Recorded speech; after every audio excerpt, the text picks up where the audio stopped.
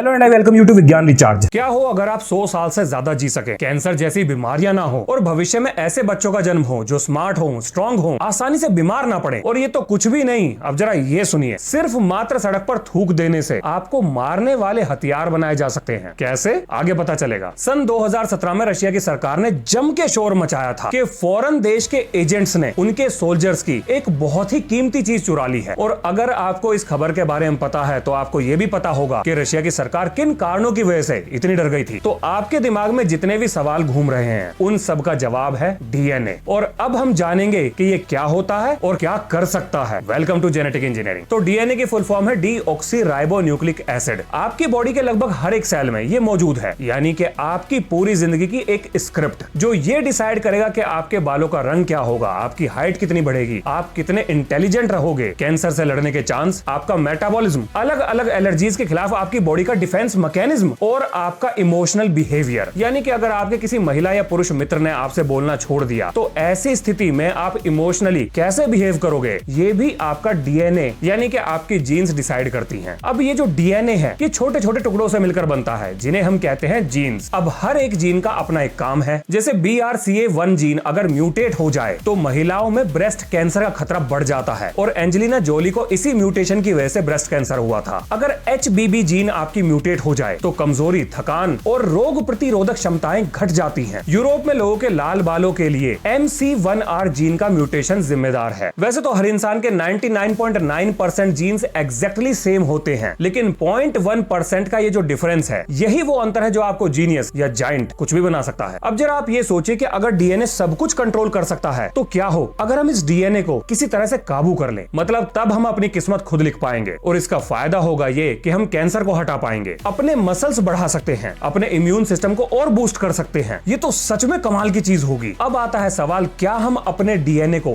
Edit कर सकते हैं? क्या हम अपने अंदर सुपर ह्यूमन पावर्स को ला सकते हैं? तो इसका जवाब है हाँ, लेकिन कैसे, आइए बताता हूँ। तो जी कहानी की शुरुआत होती है सन 2012 में। दो महिला वैज्ञानिक जेनिफर डोडना जो कि यूएसए से थी और दूसरी का नाम शायद इमैनुअल कारपेंटर या कारपेंट्रियर कुछ ऐसे ही था, वो फ्रांस से थी। ये दोनों मिलकर दुनिया के सामने एक ऐसा टूल लेकर आती हैं जिससे हमारे जीन को कट कॉपी पेस्ट किया जा सकता है। और इसी काम के लिए इन्हें सन 2020 में नोबेल प्राइज दिया गया था। अब इन्होंने ये टूल तो बना दिया, लेकिन इसके बाद पूरी दुनिया को एक चेतावनी भी दी थी। इनका कहना था कि इनके द्वारा बनाया गया हथियार जीवन का सृजन और संहार दोनों कर सकता है और ये निर्भर करेगा कि ये हथियार किसके हाथों में है। ये बायोलॉजी की दुनिया का न्यूक्लियर मूवमेंट था, बिल्कुल वैसा ही जैसा ओपनहाइमर के द्वारा किया गया पहला न्यूक्लियर टेस्ट था। अब ये काम कैसे करता है ये समझिए। तो अब जो मैं बताने वाला हूं उससे दिमाग पर थोड़ा जोर पड़ने वाला है, तो अगर आपको स्किप करना है तो कर दीजिए। आपके शरीर में लगभग 30 से 40 ट्रिलियन कोशिकाएं हैं, यानी कि सेल्स हैं। अब साइंटिस्ट को इनमें से एक सेल को चुनना है। उस सेल के अंदर आपका डीएनए मिलेगा। आप उसे एक पर्सनल किताब की तरह मान लो, एक ऐसी किताब जिसके अंदर आपकी पूरी जिंदगी की स्क्रिप्ट लिखी हुई है। जैसे आपकी आंखों का रंग क्या होगा, बालों का रंग क्या होगा, आपकी लंबाई कितनी होगी, आपको किस किस चीज से एलर्जी होगी, ये सारी जानकारी आपके डीएनए में मौजूद है। अब उस किताब के किसी एक पेज पर कोई गलत स्पेलिंग लिखी हुई है जिसकी वजह से आपको कोई रेयर बीमारी हो गई है। अब किताब हो गई आपका डीएनए, वो पेज हो गया आपकी जीन, और वो वर्ड जिसकी स्पेलिंग गलत है वो हो गया आपकी उस जीन का वो हिस्सा जिसकी वजह से म्यूटेशन हुआ है या कोई बीमारी बन रही है। अब जैसे हम डिक्शनरी में कोई वर्ड ढूंढते हैं, ऐसे ही आपकी उस जीन को ढूंढने के लिए और उसे कट करने के लिए दो टूल चाहिए, जिसमें से एक के पास होगा आपकी उस जीन की लोकेशन यानी कि उसका एड्रेस, और दूसरे के पास होगा उस जीन को कट करने वाली कैंची। अब उस ढूंढने वाले का नाम है गाइड RNA। ये एक जीपीएस की तरह काम करेगा। इसके पास उस टारगेट जीन की लोकेशन है, एड्रेस है, ये आराम से उसे ढूंढ लेगा। और उस जीन को कट करने वाले का नाम है CAS9। लेकिन यहाँ पर एक समस्या है, ये दोनों यानी कि गाइड करने वाला और कट करने वाला, ये दोनों अपने आप आपके शरीर में ट्रेवल नहीं कर सकते। इनको एक टैक्सी चाहिए और ये टैक्सी बनेगा एक वायरस। और वायरस सुन के घबराओ मत, इसके नुकसान करने वाले हिस्से को निकाल कर पहले ही अलग कर देते हैं। तो बस अब आपके शरीर में वायरस को भेजकर आपके जीन को एडिट कर दिया जाएगा और बीमारी खत्म। अब जरा एक पल के लिए ये सोचिए कि अगर ये टेक्नोलॉजी आपकी बीमारी को ठीक कर सकती है तो क्या सुपर ह्यूमन पावर्स भी दे सकती है, यानी कि आपका एक ऐसा जेनेटिक प्रोफाइल बनाने में मदद कर दे जो एक एवरेज इंसान से बेहतर हो, जिसकी वजह से आप ज्यादा स्ट्रांग हो, इंटेलिजेंट हो, बीमारियों से ज्यादा बेहतर तरीके से लड़ सकते हो। तो चलिए अब जरा इसके बारे में बात करते हैं। अगर आपके शरीर में MSTN जीन को ब्लॉक कर दिया जाए तो आपकी मसल डेवलपमेंट को सुपर ह्यूमन लेवल तक ले जाया जा सकता है। और ये एक्सपेरिमेंट आपके जानवरों पर पूरी तरह से सक्सेसफुल रहा है। उदाहरण के लिए 2015 में चाइना में जीन एडिटेड डॉग्स बनाए गए हैं और अब इंसानों की बारी है। और सुनिए, अफ्रीका में कुछ आदिवासियों के अंदर PCSK9 जीन का म्यूटेशन हो गया। इसकी वजह से उनके शरीर में बैड कोलेस्ट्रॉल लगभग 0 पहुंच गया। दुनिया भर से अंग्रेज वहां पर पहुंच गए, उनके ब्लड सैंपल लिए और उन ब्लड सैंपल से एक ऐसी दवा बनाई जिससे हार्ट अटैक के चांस 60% कम हो गए। दवाई का नाम है रीपैथाबाई-एमजेन। रिसर्चर्स का यह भी कहना है कि जब इस दवाई को और रिफाइन कर दिया जाएगा तो यह हार्ट अटैक को 90% तक कम कर सकती है। मतलब आप चाहे कितना भी उल्टा सीधा खा लो, हार्ट अटैक की प्रॉब्लम ही खत्म हो जाएगी। इसके अलावा जीन एडिटिंग आपको कैंसर से बचा सकती है, HIV से बचा सकती है और अगर आप एथलीट हैं तो ये आपके खून में ऑक्सीजन को ले जाने की क्षमताओं को बढ़ा सकती है, बिना डोपिंग के बढ़ा सकती है। जीन एडिटिंग की मदद से आपकी बोन डेंसिटी को इतना बढ़ाया जा सकता है कि आपकी हड्डियां नॉर्मल एक्सीडेंट में नहीं टूटेंगी। यहाँ से एक बात तो साफ है कि आज नहीं तो कल सुपर ह्यूमन DNA जरूर बनेगा। इस दौड़ में पहला कदम उन्होंने बढ़ा दिया है जो चुपचाप इस पर रिसर्च में लगे हुए हैं। 2017 में चाइना के मिलिट्री जर्नल ने पब्लिश किया था कि जीन एडिटिंग को राष्ट्रीय सुरक्षा के लिए हथियार की तरह इस्तेमाल करना चाहिए। अब आप अंदाजा लगा लो कि चाइना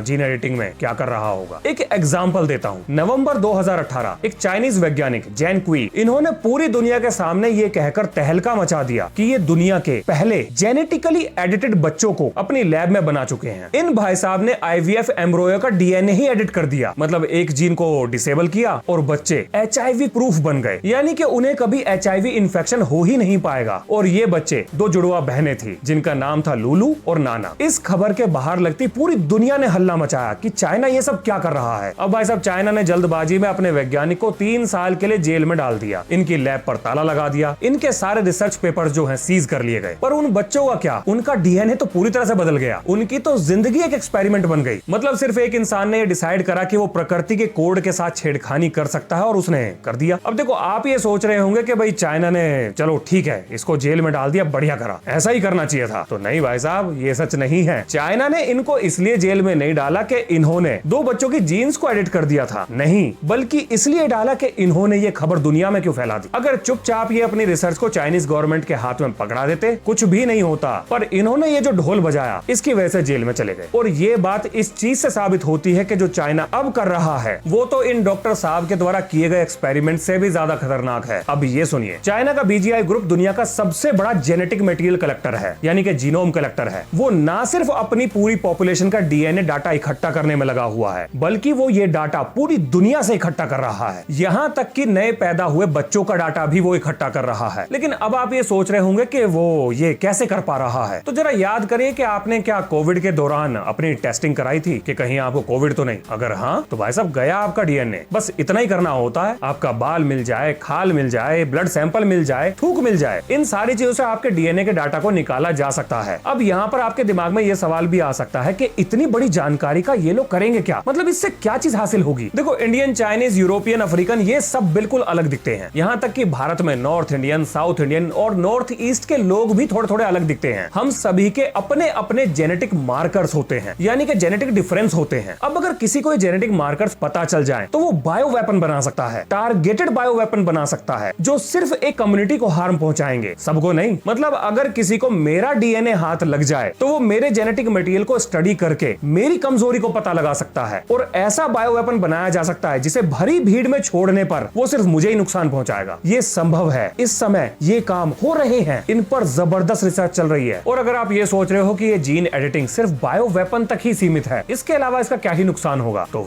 आइए इस गलतफहमी को दूर करता हूँ। सोचिए, एक हॉस्पिटल में 2 बच्चे पैदा हुए, जिनमें से एक है डिजाइनर बेबी, यानी कि ऐसा बच्चा जिसको जेनेटिकली एनहांस किया गया है। वो ज्यादा इंटेलिजेंट होगा, लंबा होगा, उसकी इम्यूनिटी औरों से बेहतर होगी, उसका स्किन टोन बेहतर होगा, ओवरऑल पर्सनैलिटी बेहतर होगी। और दूसरी तरफ है आपका बच्चा जो एक नॉर्मल बच्चा है। अब ये दोनों बच्चे एक स्कूल में जाएंगे। अब जरा ये बताइए, क्या ये दोनों बच्चे सेम लेवल पर compete कर पाएंगे? क्या हो अगर कल को स्कूल ये कहने लग जाए कि भाई हम सिर्फ जेनेटिकली एनहांस बच्चों का ही एडमिशन लेंगे और बड़ा होने के बाद कंपनीज आपकी जेनेटिक प्रोफाइल को देखकर आपको नौकरी पे लेंगी। मतलब क्या आप स्ट्रेस को हैंडल कर सकते हो, आप कितने प्रोडक्टिव हो सकते हो, ये आपके जेनेटिक मार्कर से पता चल जाएगा। और ये तो कुछ भी नहीं, इंश्योरेंस फर्म्स ये नॉर्मल लोगों के इंश्योरेंस करने को मना कर देंगी या फिर उनसे ज्यादा प्रीमियम वसूलेंगी कि भाई आपके बीमार पड़ने के चांसेस ज्यादा हैं। लोग शादी करने के लिए गुण नहीं, जीन्स मिलाएंगे। हर लड़के या लड़की को जेनेटिकली एनहांस्ड पार्टनर चाहिए होगा। ये सवाल सिर्फ साइंस का नहीं बल्कि समाज, समाज इंसाफ और इंसानियत का है। इसकी वजह से हमारे समाज में एक नया जातिवाद खड़ा हो जाएगा। तब ये टेक्नोलॉजी सिर्फ टेक्नोलॉजी नहीं बल्कि सोशल इम्बैलेंस का अपग्रेडेड वर्जन होगा। अगर ये हाथ से निकल गई तो समाज में असमानता बढ़ती ही चली जाएगी। मतलब कुछ लोग राज करेंगे और बाकी लोग उनके गुलाम बनेंगे। अब आपको ये पता लग गया होगा कि इस टेक्नोलॉजी की वजह से आप पर, मेरे पर, हम सब पर क्या असर पड़ सकता है। अब देखिए, आप यहाँ पर ये सवाल ही पूछोगे कि अगर ये सब इतना ही आसान है तो भारत सरकार क्या कर रही है। मतलब अगर वो इस टेक्नोलॉजी से हथियार ना भी बनाना चाहें तो कम से कम ऐसी दवाइयां ही बना दें जो लोगों को कैंसर और हार्ट डिजीज से बचाने में मदद कर सके। और रही बात पैसे की, तो इसके लिए क्राउड फंडिंग की जा सकती है, लोग खुशी से पैसा देंगे। तो वेल, ये सब इतना आसान है नहीं जितना आसान सुनने में लग रहा है। आइए अब बताता हूँ कि दिक्कत कहाँ पर है। एक उदाहरण देखो, आपकी हाइट यानी कि लंबाई बहुत सारी जीन्स मिलकर डिसाइड करती हैं। अगर किसी एक जीन को बदल दिया जाए तो उसका असर बाकी जीन्स पर भी पड़ता है। और अगर ऐसा हो गया तो हमें ये नहीं पता कि आपके शरीर में क्या बदलाव आ जाएंगे। और इस समस्या का नाम है जीन जीन इंटरेक्शन। अब ऐसा होगा ही, इसकी पक्की जानकारी हमारे पास नहीं है। ये तो हमें जब ही पता लगेगा जब जीन को एडिट कर दिया जाए और उसका रिजल्ट सामने निकल कर आए। लेकिन इस बात की पूरी संभावनाएं हैं कि हम बनाने कुछ और चलें और बन कुछ और जाए। इसी कारण की वजह से इस टेक्नोलॉजी के मामले में बड़ा संभाल कर कदम रखा जा रहा है। और जिनको जल्दी है वो रिस्क ले रहे हैं, क्योंकि भाई साहब, इंसान संतुष्ट तो किसी चीज से होता ना। और इस टेक्नोलॉजी को बहुत जल्दी विकसित करने के चक्कर में अब हमने इसे एआई के हाथों में थमा दिया है। अब जरा आप ये सोचो कि आर्टिफिशियल इंटेलिजेंस को ट्रेन करने के लिए आपको क्या चाहिए? डाटा चाहिए। और ये डाटा कहां से आएगा? लोगों से आएगा। अब जरा ये बताओ कि क्या लोग खुशी आपको अपना सैंपल देंगे? मतलब ब्लड सैंपल या फिर किसी और तरह का सैंपल देंगे? भाई साहब, कोई भी नहीं देगा। इसीलिए लोगों को बिना बताए उनके डाटा को, जेनेटिक डाटा को चुपचाप इकट्ठा किया जा रहा है। अब आप समझ गए होंगे कि चाइना का बीजीआई दुनिया भर का जेनेटिक मटेरियल क्यों इकट्ठा कर रहा है, ताकि वो इस डाटा से अपने एआई को ट्रेन कर सके और फिर उस एआई की मदद से इस टेक्नोलॉजी में सबसे आगे जा सके। एआई टूल्स और मशीन लर्निंग अब डीएनए के डाटा को पढ़ना शुरू कर चुके हैं। एआई ये समझने की कोशिश कर रहा है कि कौन सा जीन किस जीन के साथ इंटरेक्ट करेगा, उसका क्या नतीजा निकलेगा और किस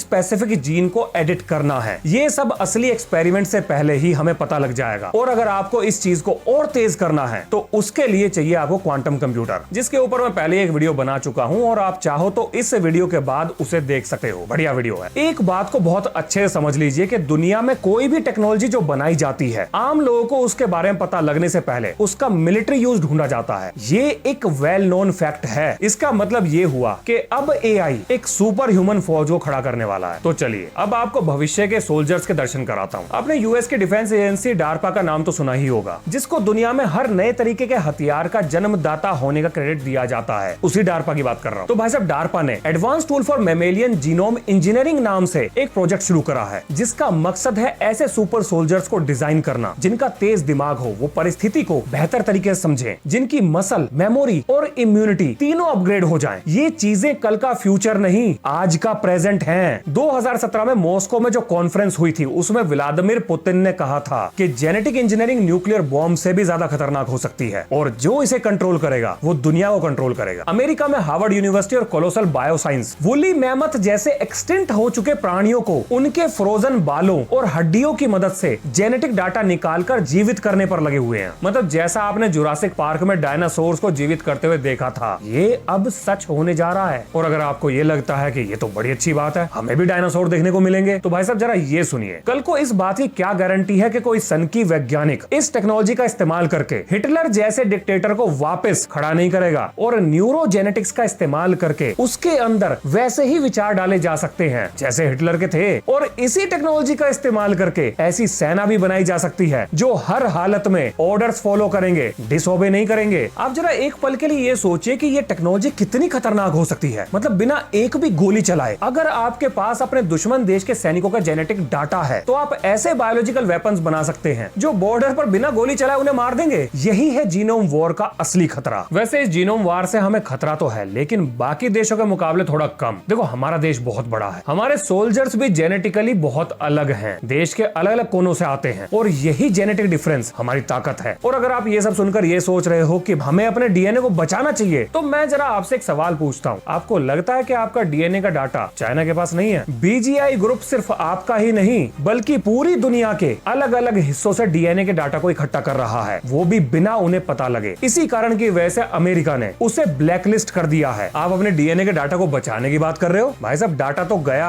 अगर जीवन में आपने एक बार भी कोई मेडिकल टेस्ट कराया है तो ये मान लो कि उस लैब के पास आपके डीएनए का डाटा पहुंच गया है। अब वो उसके साथ कुछ भी कर सकते हैं, मतलब पैसे के लिए चाहे तो उसे चाइना को बेच दे। ये हो रहा है, कल की बात नहीं है, आज का सच है। बहुत सारी बातों का तो आम जनता को पता भी नहीं है। अब यहाँ पर आप ये भी कह सकते हो कि चलो जो हुआ सो हुआ, लेकिन अब क्या कर सकते हैं? तो देखो, सबसे पहले भारत सरकार को एक डीएनए प्रोटेक्शन लॉ बनाना पड़ेगा। जैसे हम आधार और बैंक डाटा सिक्योर करते हैं, वैसे ही हमारे देश को एक डीएनए सुरक्षा कानून चाहिए। आपके डीएनए के डाटा कोई भी कंपनी बिना आपकी इजाजत के या सरकारी इजाजत के देश से बाहर नहीं भेज पाएगी। चाइना, यूएस, इजराइल जैसे देश अपने खुद के जीनोम लैब्स बना चुके हैं, हमें भी बनाने पड़ेंगे। इससे सस्ती टेस्टिंग होगी और हमारा देश बाहर के माल पर डिपेंडेंट नहीं रहेगा। इसके अलावा साइंटिस्ट, सोल्जर्स और लीडर्स का डाटा हर हाल में लीक नहीं होना चाहिए। मतलब आर्मी ऑफिसर्स और वीवीआईपीज का डाटा एनक्रिप्टेड और सेफ होना चाहिए। उनके मेडिकल वेस्ट, यूरिन, ब्लड, इन सभी के सैंपल्स को जरूरत के बाद प्रॉपर्ली डिस्ट्रॉय कर देना चाहिए, ताकि कोई विदेशी ताकत हमारे लीडर्स या फिर हमारे सोल्जर्स को टारगेट ना कर सके। कोविड या प्रेगनेंसी टेस्ट के नाम पर बहुत सारी सस्ती चाइनीज किट्स इंडिया का डीएनए ले जा रही हैं। हमें ऐसी किट्स के ऊपर तुरंत बैन लगा देना चाहिए और पब्लिक हॉस्पिटल्स में सिर्फ इंडियन किट्स का ही इस्तेमाल होना चाहिए। क्लिनिक हो गए, लैब्स हो गई, आईवीएफ सेंटर्स हो गए, इन पर रेगुलर चेकिंग और समय समय पर ऑडिट्स होने चाहिए। इसके अलावा जीन एडिटिंग क्या है, हमें अपने लोगों को यह भी बताना पड़ेगा। एक जागरूकता अभियान चलाने की जरूरत है, जैसे हमने पोलियो के ऊपर चलाया था। सबको ये पता होना चाहिए कि डीएनए क्या होता है, उसे कैसे बचाएं, ताकि हमारे देश के नागरिक अनजाने में अपना डाटा किसी और को न दे दे। इसके अलावा भारत यूएन के अंदर ग्लोबल जीनोम्स एथिक्स ट्रीटी को भी प्रपोज कर सकता है, जहां सारे देश इस चीज पर सहमत हों कि वो इस टेक्नोलॉजी का इस्तेमाल बायोलॉजिकल वेपन्स को बनाने में नहीं करेंगे। और जो देश ये काम करेंगे, उनके इस काम को हर देश को इंटरनेशनल लेवल पर क्रिटिसाइज करना चाहिए, सैंक्शंस इंपोज करने चाहिए और सजा भी देनी चाहिए। लेकिन आपको क्या लगता है कि ये सब इतना आसान होगा? अगर लगता है तो ये सुनिए। आज के समय ये टेक्नोलॉजी अलग अलग देशों में इतनी गहरी जड़ें जमा चुकी है, जहां पर आईवीएफ क्लिनिक्स के अंदर डॉक्टर्स ये कहते हैं कि सर, हम आपके एम्ब्रियो का डीएनए देखकर ये बता सकते हैं कि कौन सा बच्चा ज्यादा इंटेलिजेंट होगा, लंबा होगा, हेल्दी होगा, किसकी इम्यूनिटी स्ट्रांग होगी। और अगर आप चाहें तो जेनेटिक एडिटिंग की मदद से एक आइडियल बच्चा हम आपके लिए तैयार कर सकते हैं। To increase their chances of having a healthy child, the couple asked a lab to analyze the embryos before fertilization. मतलब जिनके पास पैसा है वो हाई क्वालिटी के एम्ब्रियो को सिलेक्ट कर रहे हैं। दुनिया बहुत तेजी से बदल रही है। अकेले अमेरिका में 900 से ज्यादा एक्टिव जीन थेरेपी क्लिनिक खुल चुके हैं। $25,000 में पूरा जीनोम स्कैन हो रहा है। इजराइल ने तो अपने सैनिकों के लिए डीएनए स्क्रीनिंग मैंडेटरी कर दी है। अब जरा आप ये सोचिए कि जब दुनिया ये सब कर रही है तो ये सब ना करके कहीं हम पिछड़ तो नहीं जाएंगे? क्या हमें भी अपने एथलीट्स, सोल्जर्स, आम आदमियों के लिए इस टेक्नोलॉजी का इस्तेमाल करना चाहिए? क्या ये ठीक होगा, या फिर आपको ये लगता है कि नहीं, अगर हमने इसको एक बार शुरू कर दिया तो उसके बाद हम इसे काबू नहीं कर पाएंगे? एक बार जरा भारत के नजरिए से इसका जवाब सोचिए। आपको क्या लगता है? लिखिए अपना जवाब कमेंट में। तो ये है इस वीडियो का अंत। मिलते हैं नेक्स्ट वीडियो में। जय हिंद, जय भारत।